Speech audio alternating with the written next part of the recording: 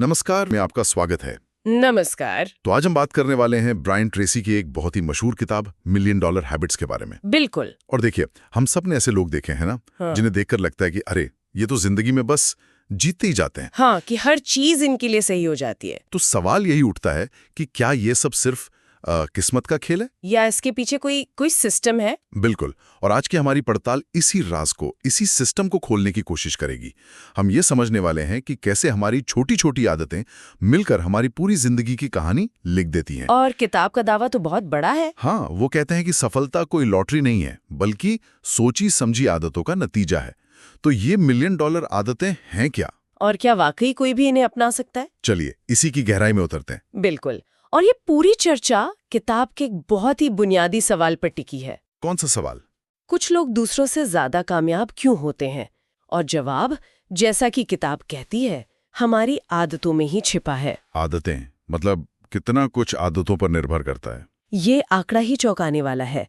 हम जो भी सोचते, महसूस करते या करते हैं, उसका 95% हिस्सा सिर्फ आदत है। 95%? मतलब हम लगभग ऑटो पायलट पर जी रहे हैं। बिल्कुल। लेकिन यहाँ अच्छी खबर भी है। वो क्या है? कि ये सारी आदतें सीखी जा सकती हैं, और जो सीखा जा सकता है उसे भुलाया भी जा सकता है। एग्जैक्टली। मतलब ये किस्मत का नहीं, बल्कि सिस्टम का मामला है। सिस्टम, ये शब्द बहुत अहम है। और किताब की शुरुआत एक ऐसी बात से होती है जो सुनने में थोड़ी चुभ सकती है। अच्छा। वो कहते हैं, आप आज जहां भी हैं और जो भी हैं वो सिर्फ आपकी वजह से हैं। ओ, ये तो पूरी तरह से अपनी जिंदगी की जिम्मेदारी लेने वाली बात है। हाँ, इसमें किसी और को दोष देने की कोई गुंजाइश ही नहीं है। और ये सीधे तौर पर उस सोच से जुड़ता है जिसे किताब क्या कहती है, लॉ ऑफ कंट्रोल, नियंत्रण का नियम। जी। मनोविज्ञान में भी इसकी बहुत बात होती है। आसान भाषा में समझें तो जब हमें लगता है ना कि हमारी जिंदगी की गाड़ी का स्टीयरिंग व्हील हमारे हाथ में है, हम कंट्रोल में हैं। बिल्कुल, तब हम ज्यादा खुश और ताकतवर महसूस करते हैं। इसे इंटरनल लोकस ऑफ कंट्रोल कहते हैं। और इसका उल्टा? और जब हमें लगता है कि हमारी जिंदगी को दूसरे लोग, हालात या किस्मत चला रही है, तो हम गुस्सा, हताशा और बेबसी महसूस करते हैं। ये एक्सटर्नल लोकस ऑफ कंट्रोल है। तो सफल लोगों की पहली आदत यही है कि वो स्टीयरिंग व्हील अपने हाथ में रखते हैं। यहाँ से बात और दिलचस्प हो जाती है, क्योंकि किताब में सिर्फ यही एक नहीं, बल्कि कई ऐसे मानसिक नियमों का जिक्र है। हाँ, बिल्कुल। जैसे एक है लॉ ऑफ बिलीफ, यानी विश्वास का नियम। मतलब आप जिस भी चीज पर पूरे यकीन के साथ विश्वास करते हैं, वो आपकी सच्चाई बन जाती है। फिर है लॉ ऑफ एक्सपेक्टेशंस, यानी उम्मीद का नियम, जो कहता है आप आत्मविश्वास के साथ जिसकी भी उम्मीद करते हैं वो सच होने लगता है। ये सब सुनने में एक जैसा लगता है कि बस अच्छा सोचो, अच्छा होगा। सही सवाल है। ये एक जैसे लगते हैं, पर इनमें बारीक फर्क है। ये नियम एक दूसरे से जुड़े हुए हैं, जैसे एक मशीन के अलग अलग पुर्जे। अच्छा, कैसे? देखिए, विश्वास का नियम आपकी गहरी मान्यताओं के बारे में है। अगर आप अंदर से मानते हैं कि आप कामयाब नहीं हो सकते, तो आप मौके मिलने पर भी खुद को ही नाकाम कर देंगे। ठीक है। और उम्मीद का नियम? उम्मीद का नियम आपके रोजमर्रा के नजरिए के बारे में है। अगर आप मीटिंग में ये सोचकर जाते हैं कि वो अच्छी होगी, तो आपका आत्मविश्वास और बॉडी लैंग्वेज वैसी ही हो जाती है। समझ गया। और इन सबको एक साथ क्या बांधता है? इन सबको एक बड़ा नियम एक साथ बांधता है, जिसे किताब लॉ ऑफ कॉरेस्पॉन्डेंस या अनुरूपता का नियम कहती है। इसका क्या मतलब हुआ? इसका सार है, आपकी बाहरी दुनिया आपकी भीतरी दुनिया का आईना है।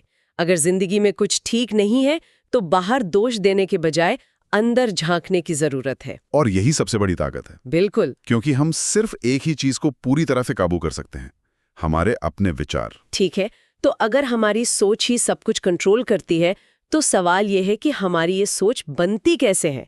यहीं पर किताब का सेल्फ कॉन्सेप्ट वाला आइडिया बहुत दिलचस्प हो जाता है। हाँ, ये तो किताब का कोर आइडिया है। लेखक इसे हमारे दिमाग का मास्टर प्रोग्राम या ऑपरेटिंग सिस्टम कहते हैं, जो हमारे हर काम को कंट्रोल करता है। बिल्कुल। और इस मास्टर प्रोग्राम के 3 हिस्से हैं। ओके। पहला है सेल्फ आइडियल, यानी आपका आत्म आदर्श।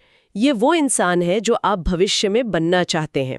आपके मूल्य, आपके गुण, आपका सबसे बेहतरीन रूप। तो एक तरह का विजन हुआ ये। हाँ, किताब कहती है कि सफल लोगों के आदर्श बहुत साफ होते हैं। अच्छा। जैसे जॉर्ज वॉशिंगटन ने अपनी जवानी में शिष्टाचार के 110 नियमों की लिस्ट बनाई और उन्हें अपनी आदत में शुमार कर लिया। वाह।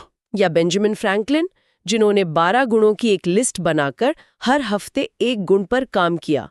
उनका सेल्फ आइडियल बहुत स्पष्ट था। अच्छा, और दूसरा हिस्सा है सेल्फ इमेज या आत्मछवि। ये आपका अंदरूनी आईना है।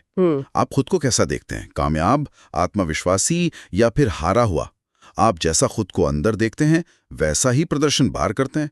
लेकिन एक मिनट, ये सेल्फ आइडियल और सेल्फ इमेज सुनने में काफी मिलते जुलते लगते हैं। हाँ, लगते हैं, पर फर्क ये है कि सेल्फ आइडियल भविष्य की तस्वीर है, मैं क्या बनना चाहता हूँ, जबकि सेल्फ इमेज वर्तमान की हकीकत है, मैं खुद को अभी क्या मानती हूँ। अच्छा, इन दोनों के बीच का फासला जितना कम होगा, आप उतने ही खुश रहेंगे। समझ गया। लेकिन इन दोनों से भी ज्यादा जरूरी है तीसरा हिस्सा, सेल्फ एस्टीम यानी आत्मसम्मान।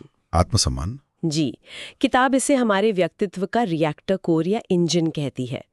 आपका आत्मसम्मान का लेवल ये तय करता है कि आप कितने खुश, कितने सकारात्मक और कितने कामयाब होंगे। मतलब ये आपकी सफलता का सबसे बड़ा भविष्यवक्ता है। सबसे बड़ा। तो फिर इस इंजन में ईंधन कैसे डाला जाए, आत्मसम्मान को कैसे बढ़ाया जाए? किताब एक बहुत ही सरल लेकिन थोड़ी अजीब सी लगने वाली तकनीक बताती है। कौन सी? वो कहती है कि बार बार खुद से कहो, मैं खुद को पसंद करता हूँ।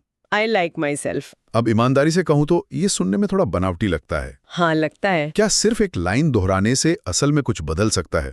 क्या इसके पीछे कोई मनोविज्ञान है या ये सिर्फ एक महसूस करने वाली तरकीब है? ये सवाल बहुत जरूरी है, क्योंकि ज्यादातर लोग यही सोचते हैं। ये कोई जादुई मंत्र नहीं है, इसके पीछे मनोविज्ञान है। हमारा अवचेतन मन दोहराव से सीखता है। अच्छा। जब आप बार बार ये संदेश देते हैं तो आप धीरे धीरे अपने मास्टर प्रोग्राम को रीप्रोग्राम कर रहे होते हैं।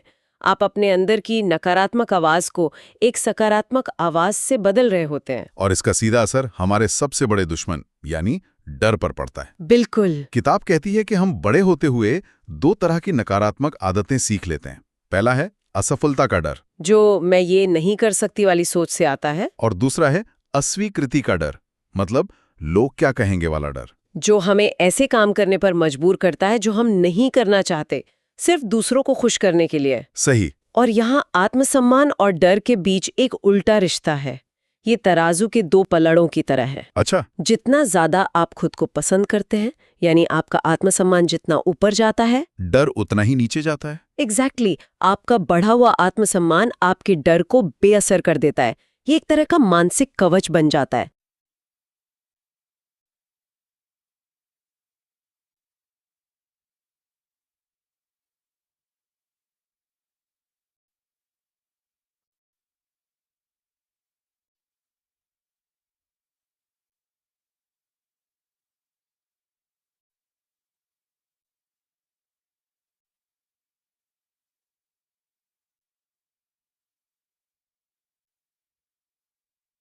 इसीलिए किताब कहती है कि असफलता के डर को काटने के लिए सबसे ताकतवर शब्द हैं, मैं ये कर सकता हूँ। I can do it. जी, और ये आई लाइक माई सेल्फ वाली आदत का ही नतीजा है। तो एक बार जब हमारा ये अंदरूनी सॉफ्टवेयर, हमारा सेल्फ कॉन्सेप्ट ठीक हो गया, तब असल दुनिया में काम आने वाली आदतें कौन सी हैं? अब आते हैं प्रैक्टिकल आदतों पर। चलिए उन पर आते हैं।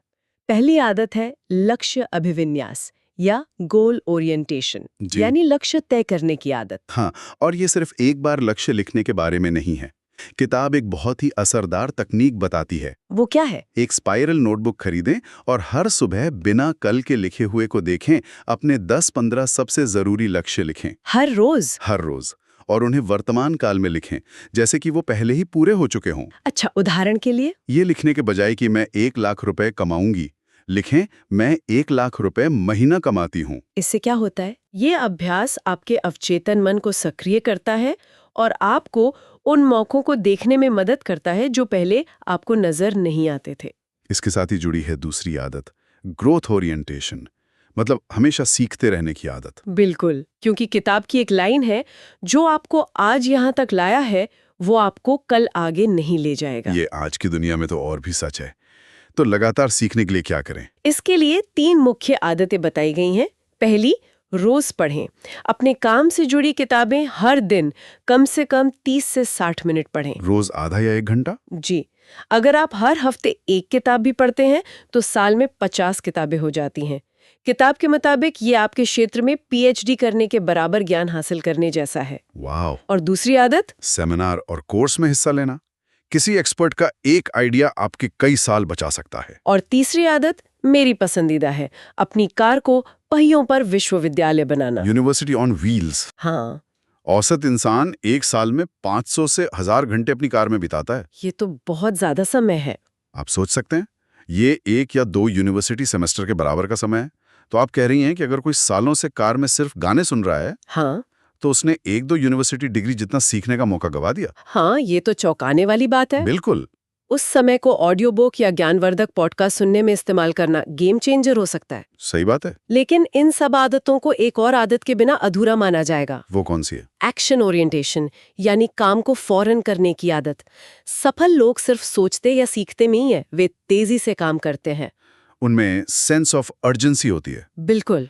हाँ, इस पर किताब में एक स्टडी का जिक्र है। हाँ। उन्होंने पाया कि जो मैनेजर तेजी से तरक्की करते हैं, वो हमेशा पहल करते हैं, ज्यादा काम और जिम्मेदारियां मांगते हैं। और जिनका करियर रुक जाता है, वो किसी के बताने का इंतजार करते रहते हैं। विजेता काम पूरा करने पर ध्यान देते हैं, जबकि हारने वाले उस काम से जुड़े तनाव पर। तो ये एक पूरा पैकेज है। साफ लक्ष्य, लगातार सीखना और तुरंत एक्शन लेना। ये तीनों मिलकर कामयाबी की मशीन बनाते हैं। सही कहा। ठीक है, लक्ष्य तय हो गए, हम सीख भी रहे हैं और काम भी कर रहे हैं, लेकिन इन सब का असर हमारी जेब पे कैसे दिखेगा? पैसों की आदतें क्या हैं? हाँ, ये भी बहुत जरूरी है। किताब कहती है कि जो लोग खुद करोड़पति बनते हैं, वो हर समय अपनी वित्तीय आजादी के बारे में सोचते हैं। ये उनके दिमाग में सबसे ऊपर होता है। और वो फिजूल खर्ची से बचते हैं। ये बहुत दिलचस्प है। हम सोचते हैं कि करोड़पति महंगी चीजें खरीदते होंगे। लेकिन जो खुद अपनी मेहनत से अमीर बनते हैं, वो बहुत किफायती होते हैं। बिल्कुल। किताब में एक उदाहरण है जो मुझे बहुत सही लगा। वो कहते हैं कि ऐसे लोग नई गाड़ी खरीदने के बजाय 1-2 साल पुरानी अच्छी हालत में गाड़ी खरीदते हैं। क्यों? क्योंकि एक नई गाड़ी शोरूम से बाहर निकलते ही अपनी कीमत का 20-25% खो देती है। बाप रे, मतलब हजारों रुपए हवा में उड़ गए। हाँ, ये एक छोटी सी आदत है जो लंबा फर्क पैदा करती है। और यहाँ कुछ मुख्य वित्तीय आदतें हैं जो किताब में बताई गई हैं। पहली और सबसे जरूरी, कौन सी? पहले खुद को भुगतान करें। इसका मतलब है अपनी कमाई का कम से कम 10% हिस्सा किसी भी और खर्च से पहले बचाकर अलग रख दें। सबसे पहले? जी, किताब में डब्ल्यू क्लेमेंट स्टोन का एक जबरदस्त उदाहरण है। यदि आप पैसा नहीं बचा सकते तो आप में महानता के बीज नहीं है। वाह, ये तो बहुत बड़ी बात है। दूसरी आदत दिमाग की प्रोग्रामिंग बदलने की है। वो कैसे? बचपन से हमें सिखाया जाता है कि शॉपिंग करने से, खर्च करने से खुशी मिलती है और बचत करने का मतलब है त्याग या दर्द। सही बात है। किताब कहती है कि इस वायरिंग को उलटना होगा। बचत को आनंद से और बेवजह के खर्च को दर्द से जोड़ना शुरू करें। जब आप अपने बचत खाते को बढ़ता हुआ देखकर खुशी महसूस करने लगेंगे, तो ये आदत अपने आप बन जाएगी। बिल्कुल। और तीसरी आदत है निवेश करने से पहले जांच करें। मतलब जल्दबाजी ना करें। कभी नहीं। अपना समय लें, रिसर्च करें। किताब में वॉरेन बफे का उदाहरण है कि कैसे उन्होंने 1990 के दशक में .com कंपनियों में पैसा लगाने से मना कर दिया था। अच्छा, क्यों? क्योंकि वो उस बिजनेस को समझते ही नहीं थे। सब लोग उन्हें पुराना सोच रहे थे, लेकिन बाद में जब वो बबल फटा तो उनका फैसला सही साबित हुआ। और एक आखिरी आदत जो शायद इस किताब की सबसे अनोखी सलाह है। कौन सी? अपनी भविष्य के तनख्वाह बढ़ोतरी का 50% बचाने का वादा अभी से कर लो। जो पैसा अभी हाथ में है भी नहीं, उसे बचाने की प्लानिंग। हाँ, ये कमाल का माइंड हैक है, क्योंकि आप उस बढ़े हुए पैसे के बिना जीने के आदी हैं, तो उसका आधा हिस्सा बचाना मुश्किल नहीं होगा। और बाकी 50% से आप अपनी जिंदगी बेहतर बना सकते हैं। समय के साथ ये आदत आपको वित्तीय आजादी की ओर ले जाएगी। तो मुद्दा यही है कि वित्तीय सफलता भी आदतों का ही खेल है। ये इस बारे में नहीं है कि आप कितना कमाते हैं, बल्कि इस बारे में है कि आप अपने कमाए हुए पैसों के साथ करते क्या हैं। बचत करना, समझदारी से निवेश करना और लगातार वित्तीय ज्ञान बढ़ाना, यही वो आदतें हैं जो करोड़पतियों का निर्माण करती हैं। तो आज की इस पूरी चर्चा का सार यही निकलता है कि सफलता कोई रहस्यमयी चीज नहीं है, बल्कि एक प्रक्रिया है, आदतों का एक सिस्टम है। बिल्कुल। अपने विचारों को कंट्रोल करने और आत्मसम्मान बनाने से लेकर साफ लक्ष्य तय करने, लगातार सीखने और समझदारी से पैसों को संभालने तक हम अपनी सफलता की कहानी खुद लिख सकते हैं। और ये सब उस पहली बात पर वापस आता है, व्यक्तिगत जिम्मेदारी।